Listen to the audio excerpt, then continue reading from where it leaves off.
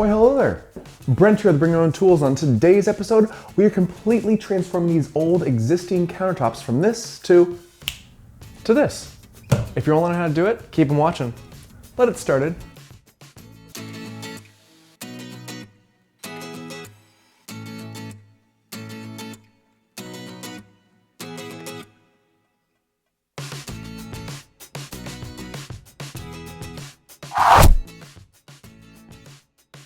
After we painted these cabinets in our last video, we quickly realized that these countertops need some dressing up as well.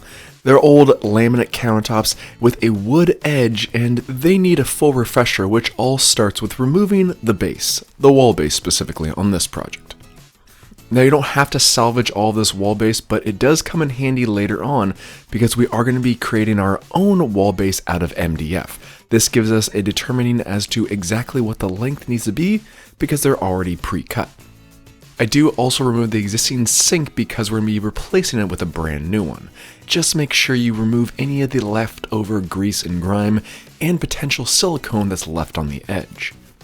To have the proper bonding strength between the new existing epoxy and the old laminate, and the degreaser that I choose to use on this project is a TSP water solution.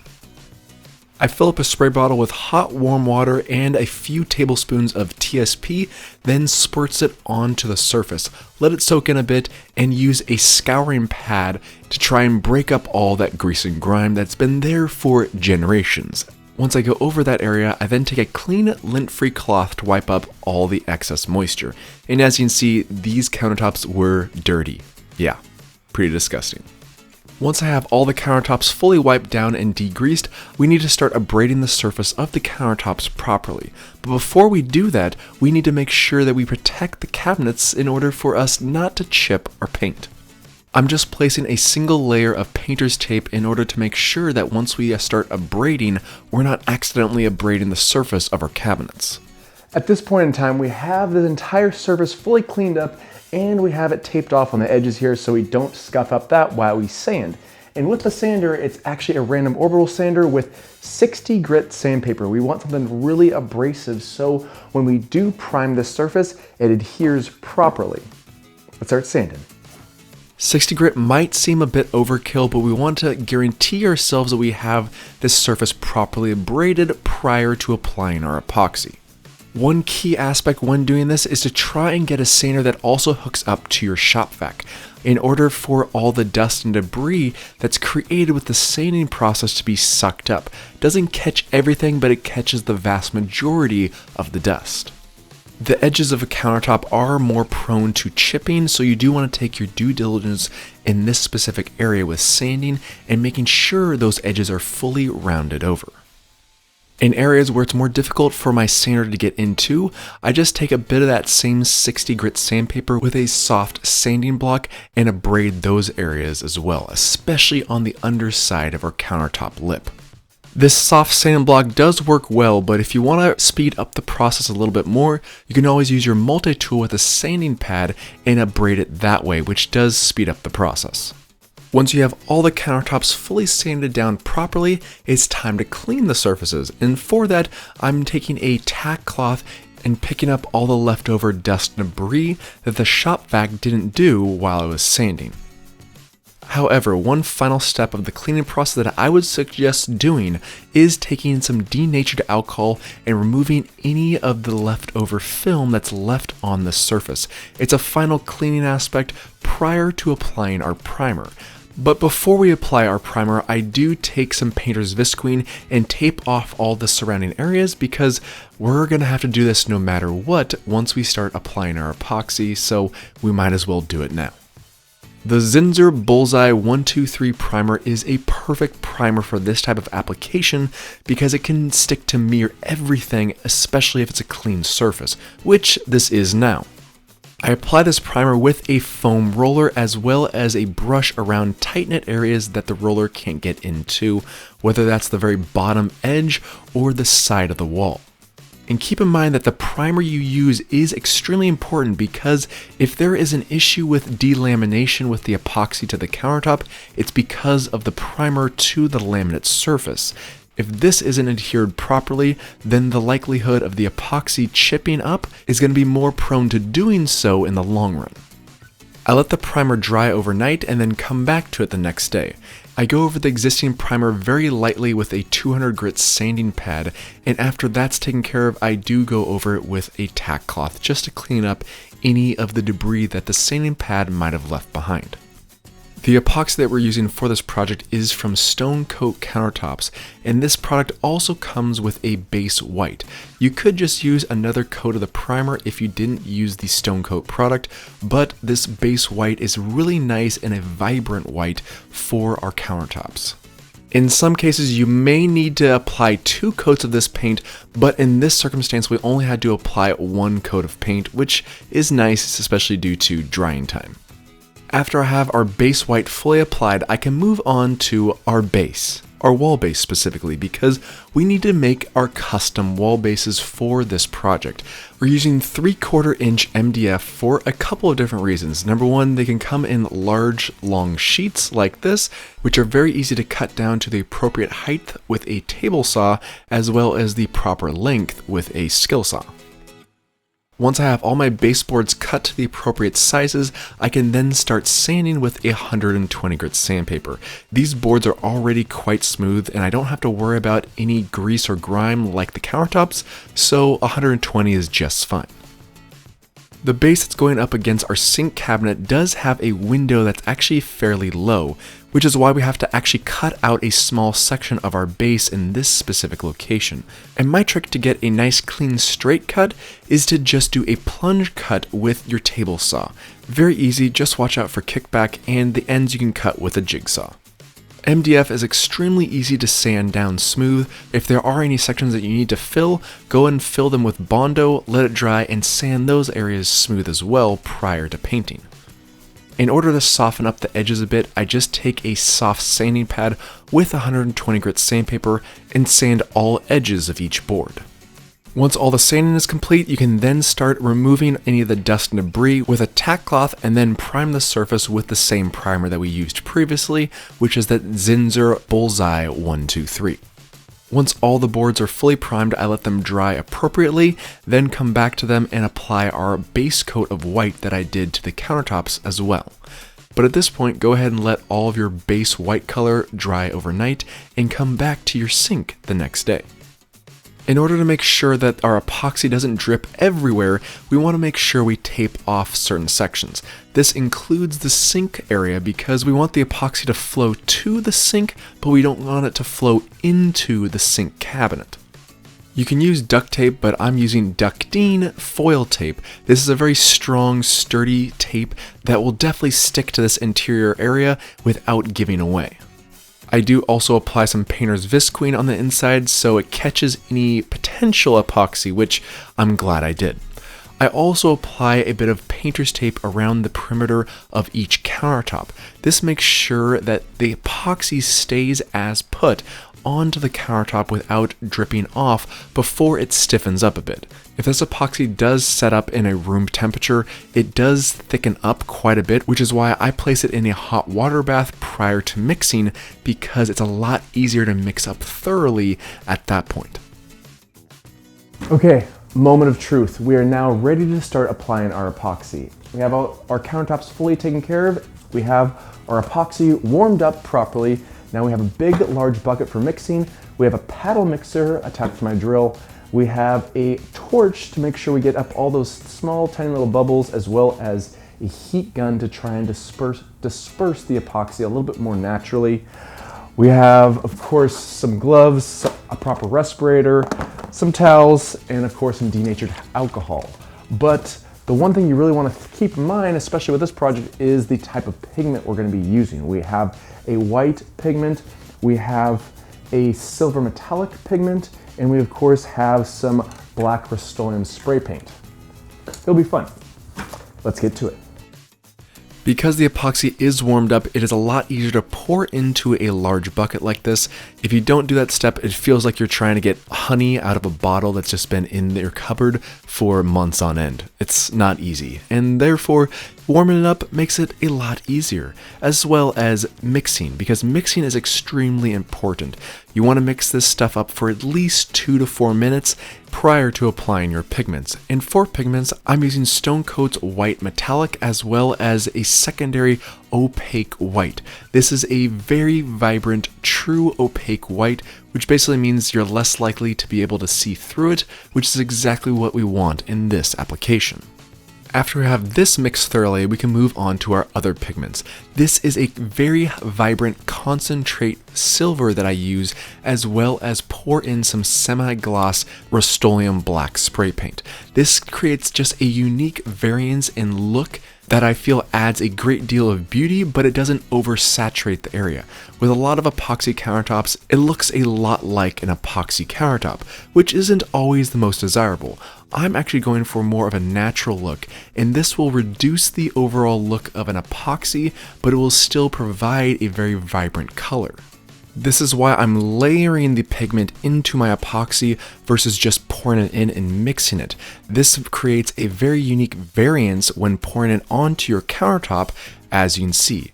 It provides a really nice, more natural look and feel, which again is what we're going for on this project. We're going for a more natural stone look on this countertop, not just a extremely vibrant, unique countertop that is obviously epoxy. Once we pour the epoxy onto the countertop, now we can take our heat gun.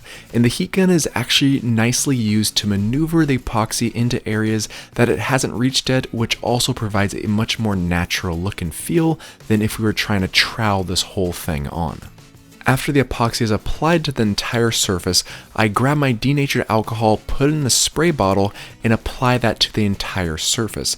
I find that it breaks up a bit of the pigment as well as pops some of those air bubbles, and then grab my propane torch and apply a bit of heat to the entire surface in order to pop any of the remaining bubbles. There were a couple areas where I wanted a bit more of a natural vein structure, so I did put a bit more pigment in those areas. I don't know if it was the right decision, but let me know in the comments section below what you think, especially after you see the final end product, because I do really love how it turned out.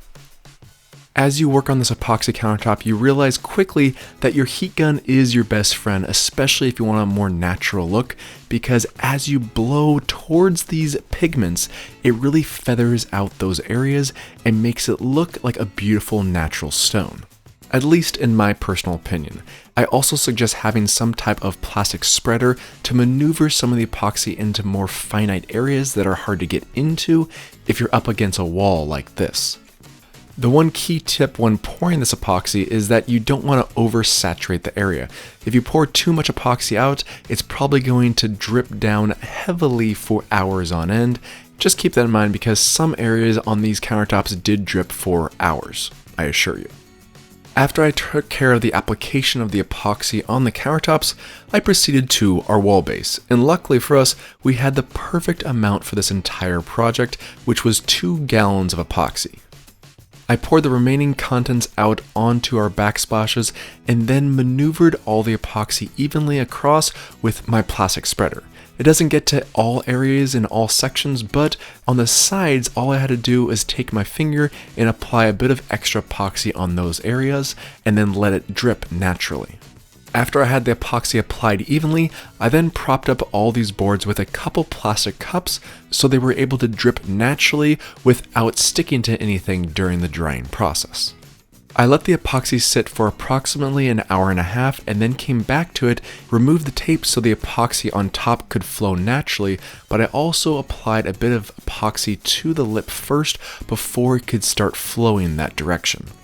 This way the edge is pre-lubricated with the epoxy I apply with my hands, and then it's able to flow as needed during the drying process. I work my way around the entire room, making sure that each edge gets a little bit of attention and making sure that even the bottom side is coated with some type of epoxy. We don't want the bottom edge to be just paint, we do want it to also have epoxy on it so it's not a weak point in the countertop later on. After 3 hours or so, I now come back to it and actually start removing all the leftover drips. At this point, the epoxy is extremely thick and easy to remove with just a stir stick. This leaves a really nice clean edge and for some reason is extremely satisfying. I don't know why, but it's always satisfying to remove drips like this on a countertop edge. Once you feel confident that the epoxy drips have finally stopped, you can start removing all of your protection around your cabinets. Now, there might be a couple areas where you need to do a bit of work to clean up, but if you do need to clean up epoxy, denatured alcohol and a clean lint-free cloth are going to be your best friends, I assure you. And as always, I will leave links in the description box below on all the materials and tools that you see in this video. Okay, so I'm even impressed with how good these turned out. My goodness. Amazing. Completely changed the entire look of the space. Oh, so good. The next day, I came back to our beautiful kitchen and removed any miscellaneous tape that I still hadn't removed at this point. I did bring in a space heater at night to try and decrease the curing time, but I waited over 24 hours before I really started handling these significantly. In order to remove all the drips on the bottom edge of all of our backsplashes, I take my rotary sander and just sand down all those drips very quickly and easily. I'm using 120 grit sandpaper, and all the sanding didn't take much more than 15 minutes to do. It's just a matter of trying to remove as much as possible so the backside is perfectly flat. Just make sure you're in a well ventilated area as well as having a proper respirator before doing this type of sanding. In order to adhere these boards properly against the wall, I actually like to use silicone, 100% silicone, because it's extremely strong when it dries, but it takes about 30 minutes to actually fully set. I want these to set in place instantly, which is why I actually come back around and apply a bit of hot glue to the back side. That way the hot glue adheres almost instantaneously to the wall, but it also allows the silicone to dry in place within its proper drying timeline. All I have to do in order for these boards to set properly is to hold it against the wall for approximately 60 seconds, and after that's taken care of, I can remove my hands and it will be there for eternity. Well, at least you know it won't be going anywhere once that silicone is fully set. After the silicone is dry, I then take some painter's tape and apply that to the edge of each backsplash. Then I actually take a caulk that's specifically designed for kitchen and bath use, apply that to the crevice between our backsplash and our countertops, as well as where the backsplash meets our wall. That way it's fully seamed up and we don't have to worry about any type of moisture or any other unfortunate items finding its way behind our beautiful backsplash. I don't wait for the caulk to dry before I remove the tape, so actually go ahead and remove that tape once you apply it, and if need be you can wet your finger and actually go against the caulk after you remove the tape, and that will completely smooth out your seam if need be. I could have kept the old stainless steel sink in place, but I wanted to upgrade to this nice black Kohler sink which fit perfectly without any cutting. After I determined the exact position of where the sink needs to be, I actually marked it down with painter's tape, then applied my silicone, and then reinstalled the sink. That way I know for certain exactly where the sink needs to be placed.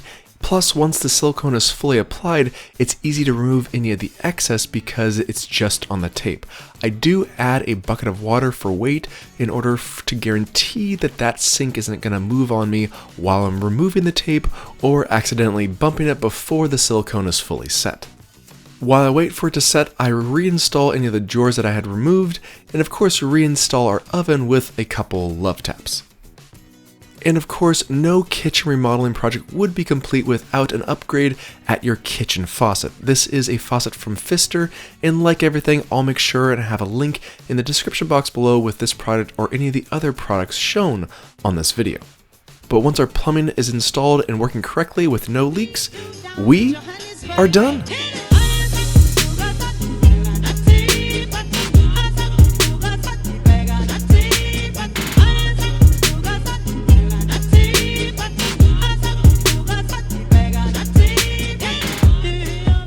I'm truly impressed with how amazing this transformation turned out. It's incredible, and one of the most satisfying things is to see the before and after. Look at that amazing transformation and difference. It's unrecognizable to see what the transformation was originally to what it is now. And that's what I call one beautiful, sexy beast. Oh yeah.